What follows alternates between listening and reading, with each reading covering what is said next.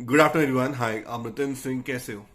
I hope काफी अच्छे हो गए। फाइनली आईबीपीएस पीओ मेंस भाई बला खत्म, बला टल गई भाई, हो गया पीओ मेंस सब खत्म। अब साला जो है एसबीआई है, पर एसबीआई और एफसीआई देखेंगे बाकी। भाई ऑनेस्टली बोल रहा हूँ, बहुत लोग, मतलब मैं अभी नाम नहीं लूंगा मगर मैं उसको, बहुत लोग जानते हैं वो इंसान को। स्टूडेंट फरमाइश का बंदा है जो अपना आशीष भाई है। वो भाई बोलते हैं कि मैथ्स सेक्शन काफी इजी है इस साल का एज कम्पेयर 2 साल से। एंड मैं झूठ नहीं बोल रहा, मेरा इतना मन किया, मैं कहा भाई तू पेपर दे के आ पहले इस बार का। एक एक मार्क वाले जो क्वेश्चन थे मैथ्स में, साला वही डुएबल थे, बाकी मेरे को पता नहीं, बट दो दो मार्क वाले डुएबल नहीं थे। ये मेरा पॉइंट ऑफ व्यू था। आप लोग बताना कि आपको मैथ्स कैसा लगा इस साल का। उसके अलावा मेरे अटेम्प्ट्स कोई इतने बढ़िया नहीं थे। रीजनिंग में मैंने 16 किए, जीए में मैं 21 किए, इंग्लिश में 20 किया, मैथ्स में मैंने 8 क्वेश्चन ही कर पाया। तो ऐसा मेरा अटेम्प्ट्स थे। अब मैं बात करूँ अगर सेक्शनल एक एक वाइज, तो सबसे रीजनिंग का सेक्शन था, फिर उसके बाद जीए आया, फिर उसके बाद इंग्लिश आया, फिर मैथ्स और फिर डिस्क्रिप्टिव। यार रीजनिंग में ऐसा था कि जो एक पजल थी 2 मार्क वाली, वो मेरे ख्याल से 4 से 5 क्वेश्चन थे।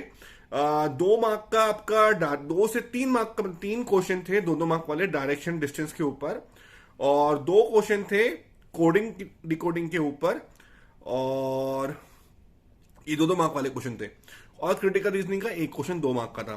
बाकी एक एक मार्क वाले के अंदर 2 मार्क का इनइक्वालिटी, 2 से 3 मार्क का इनइक्वालिटी, 3 मार्क का ब्लड रिलेशन, 5 मार्क की एक पजल थी 9 फ्लोर्स। उसके अंदर बहुत लोग अटके हो गए या नहीं पता, बट उसमें संस्कृत और जो ए है वो एक ही बंदा था, मतलब 5th फ्लोर पे ही संस्कृत का था। तो जो लोग पेपर देगा उनको समझ में आ चुका होगा।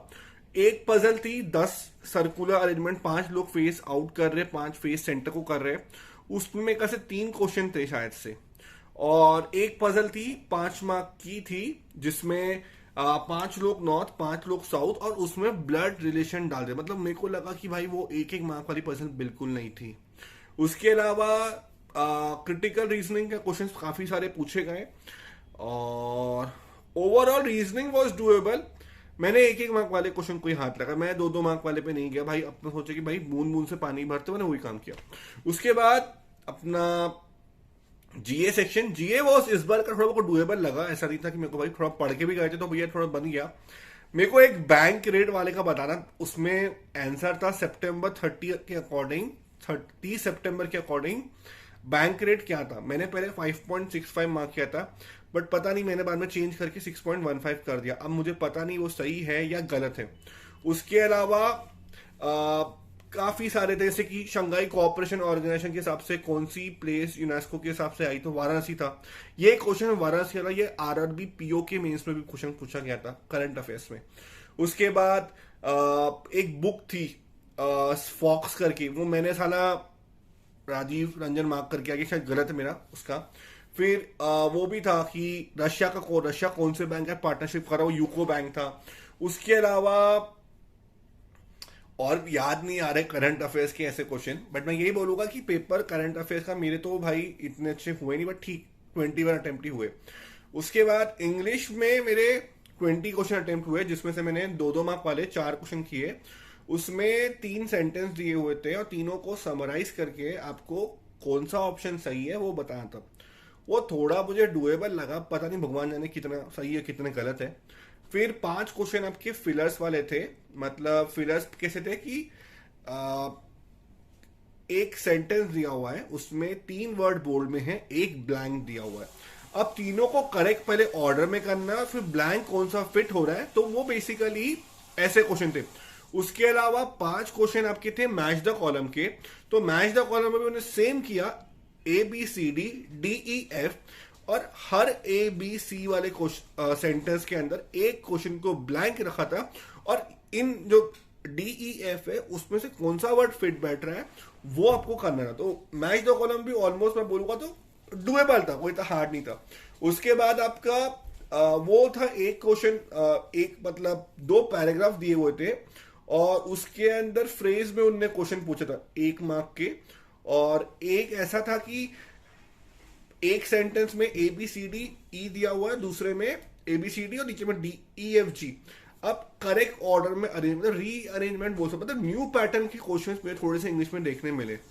उसके अलावा लास्ट सेक्शन था मैथ्स का, भैंसो गांड मर गई, झूठ नहीं बोल रहा हूँ, गांड मर गई। मैथ्स मैं पिछले साल मैंने पेपर दिया, मेरे 15 अटेम्प्ट थे, उससे पहले मेरे 18 अटेम्प्ट थे मैथ्स में। भैंसो क्या गांड लग गई यार, मतलब अटेम्प्ट ही हो रहे, क्या करूँ मैं यार, मतलब क्या ही बोलूँ यार। मेरे से तो अटेम्प्ट वो वरुण राणा करके गई है मेरी दोस्त, मतलब मेरे को बोलती ना मैथ्स वीक है, वो भैया अटेम्प्ट मेरे से करके गई है पेपर मैथ्स में, बेइज्जती हो फील कर रहा है। और मेरे ना एक मार्क वाले अटेम्प्ट हुए, और लोग जो ये आशीष सिंह जो बोल रहा है ना भाई पेपर इजी, उसको तो 2 रैप्टर मार को उल्टा में खींच खींच के। पेपर मैथ्स का तुमको इजी लगा था? सही दिल से बताना, मैथ्स तुमको इजी लगा या नहीं लगा? खैर ये सब चीजें, मतलब पाई चार्ट का डीआई था, 4 क्वेश्चन थे, 2-2 मार्क वाला एक। फिर डिस्काउंट के ऊपर एक टेबुलर डीआई था, 2-2 मार्क वाले 4 क्वेश्चन। उसके बाद आपका वो था क्या बोलते, केसलेट टाइप में था, स्टैन थॉमस समथिंग कुछ, उसके 3 क्वेश्चन थे 2 मार्क के। डीएस 2-2 मार्क के 2 से 3 क्वेश्चन थे। बाकी तो यार 1-1 मार्क वाले में नंबर सीरीज पूछा गया था, डुएबल थे, रॉन्ग सीरीज को आइडेंटिफाई कर लो एक बार, उसी पे 3 क्वेश्चन बेस्ड थे। फिर क्वाड्रेटिक इक्वेशन के ऊपर में 2 क्वेश्चन बेस्ड हो गए थे। और डीआई जो थी पोएट स्टोरीज और वो पोइट्री वाली, वो ऑलमोस्ट इजी थी।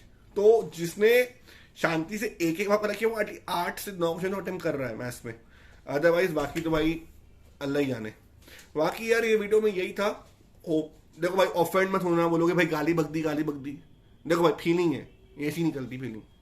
बाकी वीडियो सही लगे तो पता ही क्या करना, लाइक करना है, शेयर करना है, सब्सक्राइब करना है। जय श्री राम।